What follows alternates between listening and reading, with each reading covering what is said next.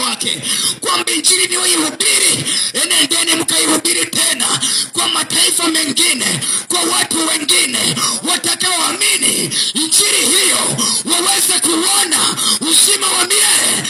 Jioni ya leo nataka nikwambie, wale waliotumwa na Yesu, hata nami ni miongoni mwa hao. Jioni ya leo ninakuambia habari za uzima wa milele, habari za ufalme wa Mungu, kwamba ufalme wa Mungu unapatikana ndani ya Yesu.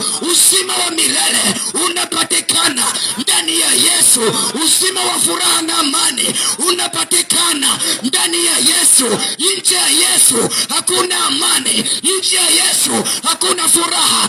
Hata kama ungekuwa na pesa, ungekuwa na magari, ungekuwa na majumba, lakini ikiwa uko nje ya Yesu hakuna amani, hakuna uzima ndani ya hivyo unavyovimiliki. Hakuna uzima ndani ya pesa, uzima uko ndani ya Yesu. Uzima wa milele anaomiliki ni Yesu, anayeutawala ni Yesu. Nataka nikwambie, aliyeleta ufalme wa mbinguni duniani ni Yesu. Yeye anasema mimi ni nuru ya ulimwengu, na